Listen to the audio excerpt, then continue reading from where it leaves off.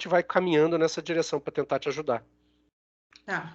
Então, o que eu ia falar Não, Daniel, eu olhei geral, não olhei as redes mais acessadas por arqueólogos ou que tem mais tema.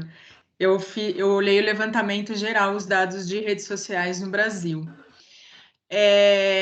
Então, o que eu ia falar é assim: no Brasil, aliás, tem dois tipos de arqueólogos, aqueles que pesquisam arqueologia brasileira, né? O que acontece em solo brasileiro, e aqueles que são brasileiros que pesquisam a chamada arqueologia clássica, que é grega, romana, enfim. E esses grupos não conversam, tem isso, né? E aí, o, curiosamente, o arqueólogo que tem mais engajamento nas redes sociais e que tem um público assim de milhões é um arqueólogo que estuda arqueologia bíblica, mas ele é evangélico e ele usa a arqueologia bíblica para provar as coisas da Bíblia. E ele usa muito a imagem do Indiana Jones, daquela questão de arqueólogo ser o herói que desvenda os mistérios do passado e que consegue buscar tesouros para atingir o público dele, né?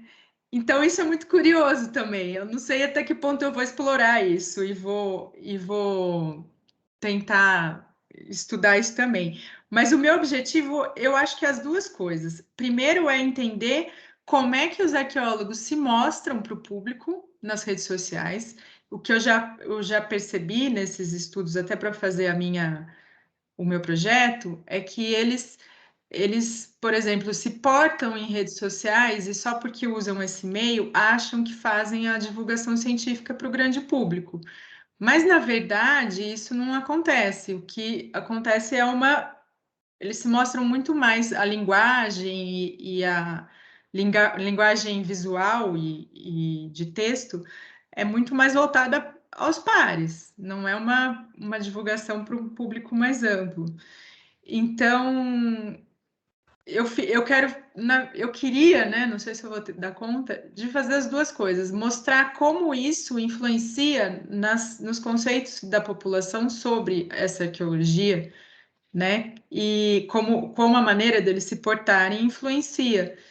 E aí eu acho que eu teria que estudar as duas coisas, né? Tanto eu gostaria, né? O que eles falam, que é o que eu pensei, o que eles postam, o que está posto nas redes sociais, e de repente os comentários das pessoas, né? Porque eu já vi muita coisa, eles querem dizer uma coisa e acham que estão dizendo isso e as pessoas não entendem nada. No comentário a gente consegue rastrear isso, né? Então a minha ideia era essa, mas eu não sei se eu vou dar conta de fazer tudo isso. Essa ideia está grande demais. Você E, quer ver e, como eles se mostram, se eles acham que fazem divulgação científica e o conceito da população sobre os comentários. Então, são tipo 3 coisas que se falou. O que eu pensei é fazer um recorte, né? Na verdade, desses 4 museus que tem, que é o Museu Emílio Gueldi, o Museu Nacional, o Museu da UFMG e o Museu da USP. E buscando os grupos de pesquisa no CNPq, selecionar mais uns 2 ou 3 que tenham páginas em redes sociais. É fazer um recorte assim, das Em qual coisas recorte mais. temporal? ainda continua sendo grande. É. Ó, Emílio Guild só tem pesquisador pra caramba. Aí você vai fazer vários lugares, tipo Emílio Guild, vários museus, vários grupos de pesquisa. Desculpa, eu interrompi, mas é um bocado de muita gente. Mas que nem quando a gente olha o Instagram do Guild, a gente tem pouca coisa de arqueologia. Tem muito mais publicação de botânica, por exemplo, e de povos tradicionais do que arqueologia. Mas mesmo assim, até que você vai passar essas informações todas para identificar o que é arqueologia ou não, você já perde tempo. Uma coisa que eu penso é que talvez, dentro disso que você falou como objetivo, né, saber o que esses caras... Desculpa, Lili, eu te interrompi, mas é porque eu acho que tem a ver com isso de refinamento, né? Como que eles se mostram, né? E aí também quem os segue, né? Então, a pergunta é como esses arqueólogos se mostram, você tem que pensar em alguns deles, né? E aquela clássica brincadeira, né? O que comem, quem são e como se reproduzem. Né? Então, assim, quem o segue? Eu acho que isso é interessante. E aí você pode até ver se essas pessoas influenciam. Nesse caso, por exemplo, você pode pegar alguns, como esse cara bíblico aí, né? E ver quem que segue esse cara, como ele influencia e ver o que as estratégias, por exemplo, é um recorte, né? Que essas pessoas usam para influenciar. E se isso aí você pode até ter lá no seu marco teórico, né? O que é divulgação científica, como é que é a divulgação científica do ponto de vista dos marcos que você vai estudar, porque tem vários, né? Eu posso pensar em divulgação científica como fazia o Carl Sagan, mas posso pensar em divulgação científica de várias outras formas. Né? Então, muitas vezes as pessoas pensam em divulgação científica e pensam no Carl Sagan, que foi o cara que popularizou esse negócio lá nos anos 80. Né? Então, eu acho que escolher, né, primeiro, a partir da teoria, quem que é, o que você vai entender como divulgação científica. Né? E aí, escolher talvez pessoas, que aí pode ser alguém do Emílio Guild, pode ser essa moça da cultura santarém, pode ser qualquer pessoa. O cara da Bíblia eu acho fantástico, porque você pode pegar esse cara e fazer um contraponto dele com outras pessoas, mas é isso que ele está chamando de recorte, não é, Lili? É pensar e aí dentro disso aí dá para você olhar com essa pessoa, né? Quem que se relaciona, mesmo assim você vai ter que eleger ainda parâmetros para fazer isso, né? Como eles influenciam as pessoas e se isso pode ser enquadrado dentro de um desenho de divulgação científica, né? Aí esse que é o exercício que você tem que fazer e pode ser muito legal, né? Não só porque está dentro da antropologia, mas a antropologia é básica, a ideia básica dela, pelo menos assim, na minha visão de leigo, é revelar uma cultura. Né? O que o antropólogo faz? Ele revela uma cultura a partir dos achados, dos indícios. Né? Então, aquilo que eu brinquei do método indiciário, né? Você vai olhar os indícios que esses caras mostram do que é, dentro desse desenho, desse sujeito específico, que é esse divulgador científico, seja o homem bíblico, seja outra pessoa, né, o que é ali a divulgação científica. E aí fazer esse contraponto. Então é um trabalho de arqueologia. Aí o Hugo falou um negócio legal. Pode ser arqueologia de imagem. Né, pode ser arqueologia dos fragmentos, né? E o que o arqueólogo melhor faz? É pegar um fragmento de vaso, né, e fazer o contrário do que muito museu faz lá na Grécia. Fragmento, cerâmica, século VI a.C., cultura tal. Que merda é essa? Né? Eu penso no museu do lixo que fizeram em São Paulo, né? Que era muito mais interessante. Preservativo, marca tal, não sei o que, mas encontrado no lixão, junto com material de tal coisa, e construir toda uma narrativa em cima de um preservativo sujo, que foi encontrado no lixão. Né? E essa narrativa que você vai fazer da divulgação científica. Pegar o preservativo sujo, usando um exemplo grosseiro, né? Mas eu não estou comparando o cara lá da religião com o preservativo sujo. Mas você vai pegar um preservativo sujo, né, e dizer como esse preservativo sujo influencia as pessoas. Que narrativa está sendo construída em cima desse preservativo e se essa narrativa de fato é divulgação científica ou é sedução de inocentes, como diziam das histórias em quadrinhos lá nos anos 50. Né? Não sei, Lili, desculpa, eu falei pra caramba, perdão. Não, Cláudio, mas eu acho que é isso mesmo. E até, por exemplo, quando a Glória falou, tipo assim, eles acham que fazem divulgação científica, quando você fala isso, me preocupou, porque você já está indo com um rótulo, né? Tipo assim, de que você tem um conceito de divulgação científica, de repente, o que eles consideram que é, tipo, é aquilo, a forma como eles acham que divulgar a ciência, né? É aquilo que eles fazem, e eles não fazem isso, tipo... É a mesma coisa da Gisele. Às vezes eles fazem numa empiria, porque eles não conhecem o conceito, né? E aquilo que eles estão fazendo, eles acham que é a forma de atrair a população. Porque se eu ficar lá colocando, igual o Cláudio falou, fragmento, tal, não sei o quê, ninguém vai acessar. Então, eu uso, às vezes, uma estratégia e eu acho que eu estou fazendo divulgação científica. Então, você já está indo rotulando que eles não, né? Eles acham que fazem, mas não fazem. Então, tem muita informação nas suas perguntas, né, que, tipo, você tem que refinar e recortar, né, porque senão você já vai, tipo, procurando achar aquilo que, mesma coisa que eu falei, né, para a Gisele, você já vai lá procurando aquilo, e aí você vai achar aquilo, mas pode ser que aquilo não é a verdade. Sim, então, verdade. O recorte e a reflexão em cima do seu problema é o que vai te dar esse norte e recorte mesmo temporal, né? Porque, de repente, alguém que já tem uma rede há 5 anos, você vai analisar 5 anos né, de tudo que está ali. Então, você tem que estabelecer alguns recortes de tempo. O recorte temporal, até que eu esqueci até de mencionar, que o que me levou até para o doutorado foi que eu convivendo, né? Eu sou casada com um arqueólogo, né? Eu tenho todos os meus amigos são arqueólogos, a maioria. E eles tinham uma versão a essa exposição pública também, que com a pandemia eu fiquei chocada, porque todo mundo foi para a rede social interagir com todo mundo. O que isso eu não via. Para eu conseguir uma entrevista de algum, mesmo sendo amigos, era difícil, né? Eles tinham uma certa esse medo, né, das coisas serem distorcidas. E aí até o recorte foi, né, no meu projeto era um ano antes da pandemia e agora um ano depois ou um pouco depois para ver o que mudou dessa exposição na internet. Que isso foi uma coisa que tem outro elemento. tem Mudança, já entrou a pandemia. Então, seu objetivo foi já uma mudança de comportamento que eu reparei que teve, muito grande, assim, gritante. Então, você já pôs mais um elemento. Então, não é a divulgação científica por si, né? Também, tipo, você já está olhando um cenário mudado pela pandemia.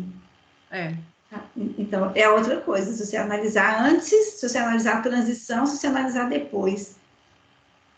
Sabe? Então, assim, o seu objetivo de pesquisa, se você quer ver a mudança, então, o seu objetivo, o seu problema, ele já é diferente, né? Já tem mais um elemento que você ainda não tinha colocado.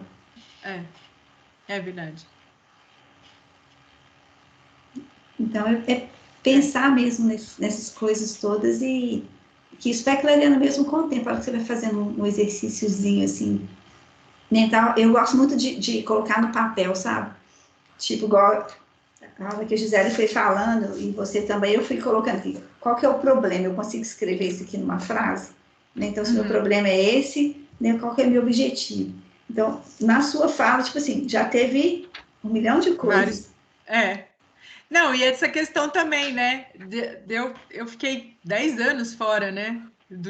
Eu tô voltando assim, caindo de paraquedas. Eu fiquei 10 anos trabalhando e voltar a estudar é muito difícil, gente, muito. Então, essa coisa, a gente acaba achando que vai conseguir fazer muita coisa e é isso, né? Eu vou ter que delimitar o que eu vou fazer de fato. Principalmente que tem baby do jogo. Pode saber que seu ritmo de pesquisa e tudo vai ter um outro olhar. Exatamente, O Daniel estava querendo falar, gente, mas eu acho que esse negócio que ele falou de desenhar é fantástico. E botar essas variáveis, que essa variável nova que você coloca muda tudo que foi dito até agora, né? A pandemia antes e depois. Então, se você vai desenhando e fazer um mapa mental mesmo. Mas o Daniel queria falar, acho que foi ele, não foi, Daniel?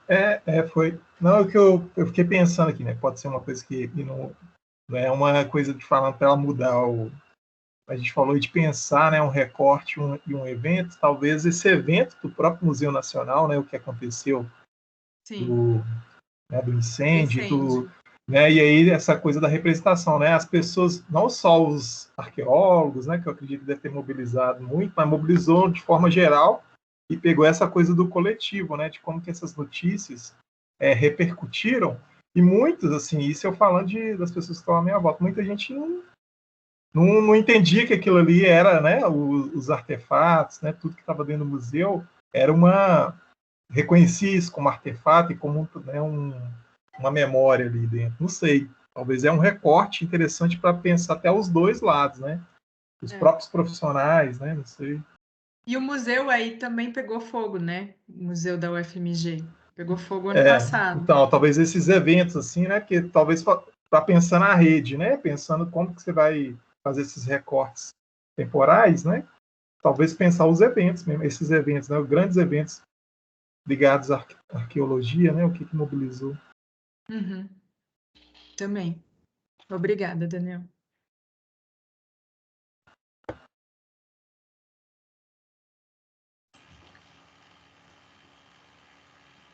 Lili?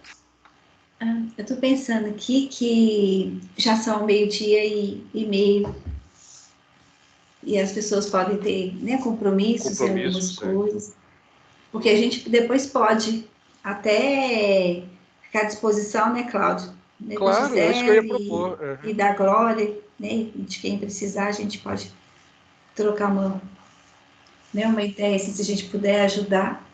Sim, sim, sim. A gente podia brincar no sentido de to play, de joer, como eu falei, né? Da gente criar um encontro, né? E aí não precisa ser gravado, não precisa ser uma aula, mas alguma coisa para a gente, ou se as pessoas quiserem, até para elas trocarem entre si, né? Mas a gente fazer alguma coisa e trabalhar essas ideias, inclusive as outras pessoas, né? O José Ricardo, né, tinha falado de um interesse dele de apresentar umas ideias, aí eu até coloquei no chat lá, ó, ué, José, se for metodológico, traz pra gente. A Fran, eu tenho a impressão que queria falar também, né, a gente pode fazer alguma coisa assim, né, um encontro informal, né, que não seja uma aula com registro no departamento e dar um trabalho miserável, né, e a gente fazer uma coisa mais solta entre nós e acho que é perfeito.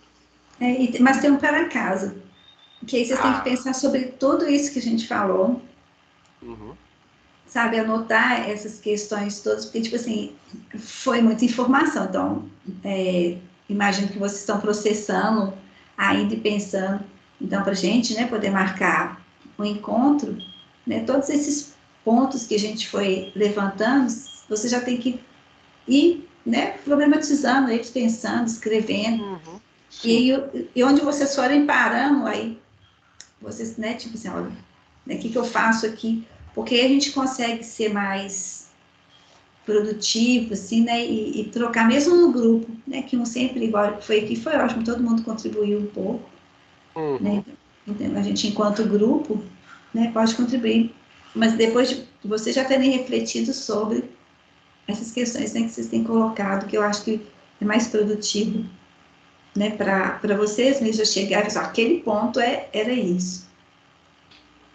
Sim, e uma coisa, Lili, que pode ser útil é o próprio relatório, né? Vocês, ao Sim, relatarem o que foi estudado, pensar nisso, assim, isso que foi estudado se aplica ou não se aplica, ou tem relação. Vocês não precisam falar de tudo, mas de repente pode eleger os pontos, falar do que foi dito, e falar assim, olha, isso se aplica à minha pesquisa, isso me questionou, me produziu esse questionamento, me produziu essa associação, e usar o próprio relatório para fazer isso que a Eliane falou, né? De desenhar um caminho para a gente ter essa conversa depois e falar assim, nossa, aí pensando depois e digerindo e vendo que o debate final do último dia me propiciou, olha, me ocorreram essas ideias, o que vocês acham disso? E a gente fazer um exercício de fertilização mútua, um seminário, né? É isso que eu ia perguntar, se a gente podia direcionar o relatório mais às nossas pesquisas, né? Eu, por exemplo, tentar responder essas perguntas Eu acho e fazer uma excelente, né? estruturação melhor da minha pesquisa, né? Eu acho fantástico. Eu não sei o que a Eliane gosta, que esses ensaios, que ela gosta, não, o que ela pensa. Eu sei o que ela gosta. Eu não sei o que ela pensa, mas eu gosto de ensaios no ar. Né? E como ninguém começou a fazer o relatório ainda, vamos pensar sobre. Eu acho legal. Você gosta, Lili? eu acho ótimo, né, porque Aí justamente sim. é o exercício de reflexão em cima, né, do que a gente está falando, É. a questão do método, dos problemas, né, dessa Isso. bagagem toda teórica, eu acho que fica bacana, assim. E isso pode beneficiar não só quem falou, mas, por exemplo, Ana Terto, por exemplo, que não falou nada, mas eu sei que a cabecinha dela, pelo que eu conheço, tá cheia de piolhos intelectuais andando, correndo para lá para cá, né? Então, o que a gente puder ajudar, Daniel também, e as pessoas que saíram, que vão ver o vídeo gravado, Vinícius, né, a Marta, o Luiz Oswaldo deve ter ido socorrer alguma coisa. Eu acho que a gente pode utilizar isso, Renato, né? Para poder explorar e brincar com as ideias. Bacana, então. Lili, quer encerrar? Bota a sua carinha aí pra gente ver. Você que começou, encerra. Eu tô dando palpite falando igual pobre na chuva porque eu falo muito, mas você é a dona da aula hoje, eu sou só Nada disso, somos todos donos da aula. É porque, como estava aquela coisa de cair, eu desliguei aqui e esqueci. Bom, gente, então, eu gostaria de agradecer muito todo mundo que esteve com a gente Lili, durante você essa continua semana. sumida. Vocês estão vendo a Eliane? Ou só eu que não vejo? É Não, preconceito meu. não, eu consegui ver. Então, Mas, ótimo.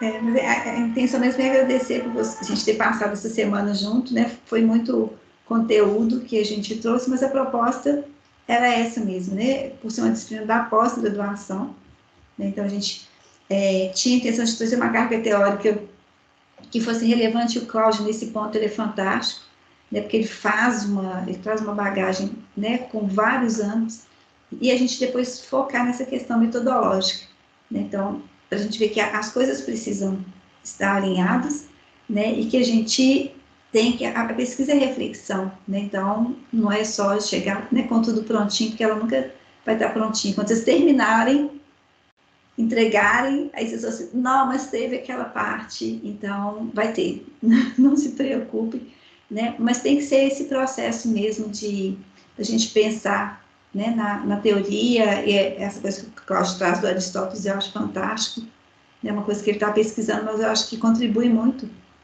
para isso que a gente vem desenvolvendo, né? Então, agradecer, e a gente tá aí no Jedi, né, para poder conversar. E é isso, Cláudio, não sei despedir muito, não, só sei falar tchau. Não, eu tô achando ótimo, é só isso mesmo. É dizer tchau, né, e deixar um grande abraço para todo mundo, e a gente pode combinar informalmente. As pessoas podiam depois mandar os e-mails pessoais, a gente já tem lá no coisa os e-mails da UFMG, mas mandar lá pelo Moodle, né, os e-mails. A gente pode criar uma lista para as pessoas colocarem os e-mails e, de repente, a gente pode, para combinar um grupo de Instagram, a gente coloca os telefones, que tem gente que eu não tenho telefone, né? A gente pode colocar, fazer um grupo do Instagram, não, do WhatsApp, né? Um grupo do WhatsApp para a gente combinar essa reunião. Esse grupo é um grupo temporário, viu, gente? Porque senão vão criando grupo novo e no final que é inferno. Mas aí eu posso criar ou eu, Eliane, a gente cria lá no Moodle um lugarzinho para preencher, só para colocar os telefones, que a gente junta todo mundo, cria um grupo de WhatsApp para combinar esse encontro, para a gente discutir metodologias. Né? Pode ser? A gente operacionaliza isso. Combinado. Porque ficar mandando e-mail para a página da escola e aí a gente, nossa, dá um computador, resolve de uma vez. Beleza? Combinado. Ótimo. Então vamos em paz e o Senhor nos acompanha. Bom feriado, boas Obrigada. férias. Boa tarde. E até pessoal. dia 10, tá? O relatório, não se esqueça. Tá bom. Tá. Obrigada, Você tem que pegar as Obrigada, perguntas tchau. pelo e-mail, Eliane. A gente manda mensagem lá, eu vejo com o Cláudio, normalmente por e-mail, para a gente ter todo mundo no mesmo lugar. A gente combina, né? Melhor do que. Ou então fazer a própria entrega pelo Moodle, a gente vê o que é melhor, já que. Todo mundo tem acesso ao Moodle, né? Você tem, Luiz? Sim. Oswaldo? Tem? Você quer falar, Luiz? Eliane e o Cláudio. Não, é só para perguntar o seguinte sobre o nosso trabalho para entrega. Vocês já comentaram alguma coisa